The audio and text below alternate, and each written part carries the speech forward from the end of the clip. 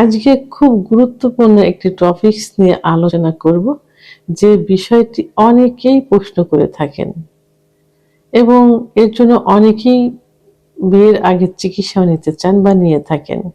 তো অনেক অবিবাহিত মেয়ে এভাবে প্রশ্ন করে থাকে এবং চিকিৎসাও নিতে চায়। আসলে ভুল অনেকেরই অনেক কিছুই হয়ে থাকে, সেটা পরিবেশের কারণেই হোক আর যে কারণেই হোক, সেটা হয়ে থাকে। তবে পরিবার থেকে যদি ধর্মীয়ভাবে তাকে গড়ে তোলা যায়, তাহলে কিন্তু এই ভুলটা হয় না। তো এখন যে প্রশ্নটা আমাকে করেছেন, সেই প্রশ্নের সঠিক অ্যান্সার করব। সেটা হলো যে আসলে বিয়ের আগে সহবাস করলে সেভাবে কিছু বোঝা যায় না। কারণ অল্প বয়সে যদি বিয়ে হয়, সেটা 15, 16 কি 17 এই বয়সে যদি বিয়ে করা হয়, তাহলে মেয়েদের যে সতীচ্ছেদ পর্দাটা থাকে, এই পর্দা কিন্তু যোনিপথ আটকানো থাকে না, বাট যোনিপথের চারপাশে এটা খুব সূক্ষ্ম টিস্যু মতো থাকে, পর্দা মতো থাকে। তাহলে এই পর্দাটা অনেক সময় চিড়ে যায় যদি বয়স খুবই কম থাকে। তারপরেও অনেকের কিন্তু চেরে না, এই কারণেই যে দেখা যায় অল্প বয়স থেকে স্কুলে কলেজে খেলাধুলায় ব্যস্ত থাকে, অনেক দৌড়ঝাঁপ, ফুটবল খেলা, লাফ দেওয়া, সাইকেল চালানো, এগুলো এখন স্কুলে কিন্তু হয়ে থাকে এবং অনেক সময় পড়ে যায়। এইসব করার কারণে যে সতীচ্ছেদ পর্দাটা থাকে, এই পর্দাটা কিন্তু অনেক সময় লুজ হয়ে যায়।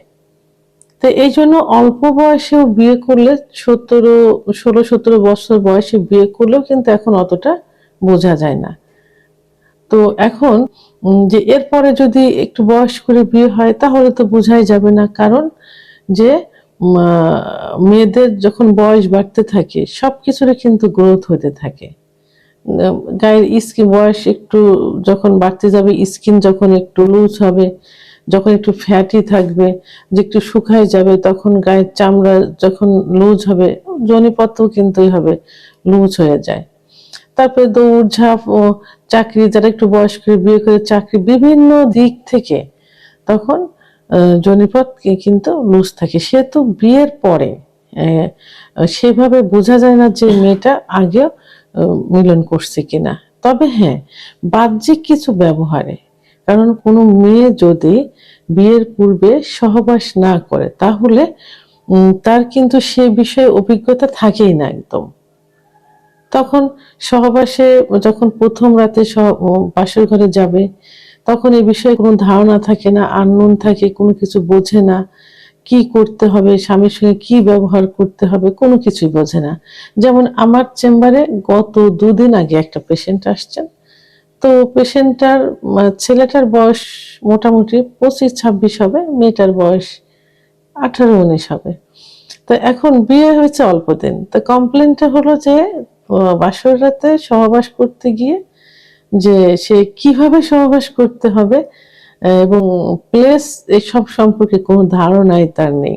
যে কারণে আঘাত থেকে কিন্তু পেনিসে কিন্তু আঘাত লেগে গেছে এবং খুব ব্যথা অনুভব করছে। এটা ছেলেটাকে নিয়ে বললাম। মেয়েটাও সে একই অবস্থা। ছেলেটা একটু ধার্মিক, মেয়েটাও ধার্মিক, যে কারণে হয়তো এটা এই যে বোঝা গেল যে এরা বিয়ের আগে কোনো কিছুই করেনি, আননোন, একদম আননোন। ঠিক এইরকম আচরণটাই যদি প্রকাশ পায়, তাহলে বুঝতে হবে যে বিয়ের আগে এরা কোথাও কিছু করেনি, সহবাস করেনি। কিন্তু দেখা যায় সব বিষয়ে এক্সপার্ট থেকে, অবশ্য অনেকে এখন ইউটিউব চ্যানেল দেখে, অনেক ভিডিও দেখে অনেক কিছু এক্সপিরিয়েন্স হয়, কিন্তু তারপরে বাস্তব যে অভিজ্ঞতা, এটা কিন্তু বোঝা যায়। তো সেই ক্ষেত্রে বোঝা যাবে যে সে মিলন করেনি। আর যদি এক্সপিরিয়েন্সটা বেশি থাকে, সব বিষয়ে পারদর্শী থাকে, তাহলে কিছু ভাবতে হয় যে হয়তো হতে পারে। কিন্তু আসলে বিয়ের আগে সহবাস করলে সেভাবে কোনোটাই বোঝা যায় না, কারণ সতীচ্ছেদ পর্দা চিরে যাওয়া, এটা এখনকার দিনে একেবারে ভুল একটা ধারণা এবং ভুলের ভিতরে বসবাস করা। কারণ পুরুষের মতো মেয়েরাও এখন সব বিষয়ে অগ্রগামী, খেলাধুলা, দৌড়ঝাঁপ, চাকরি, ব্যবসা বাণিজ্য, সব বিষয়ে। কিন্তু তারাও পারদর্শী, সেহেতু তাদের সবকিছুই সেইভাবে থাকে। তবে হ্যাঁ, বয়সের যে একটা বিষয় আছে সেটাও কিন্তু একটা বিষয়, যে বয়স বাড়ছে, বয়স মোটা ছিল চিকন হয়ে গেছে, জায়গাটা লুজ হয়ে গেছে। বয়স বাড়ার সঙ্গে সঙ্গে স্কিন গুলো লুজ হয়ে যাচ্ছে, সে জায়গাটাও লুজ হয়েছে। যাদের একটু বয়স করে বিয়ে হয় তাদের ক্ষেত্রে, তাই সেহেতু এদিক থেকে নিশ্চিত থাকতে হবে যে যদি সচেতন কেউ থাকে, কারণ এখন সবাই সচেতন, যে তারা অন্তত এই ধারণাটা করবে না যে বিয়ের আগে কোথাও সে সহবাস করেছে। এই জন্য স্বামী স্ত্রী উভয়েরই ছাড় দেওয়া মনোভাব থাকতে হবে। বিয়ের পরে কে কি করছে সেই বিষয়টার দিকে খেয়াল রাখতে হবে।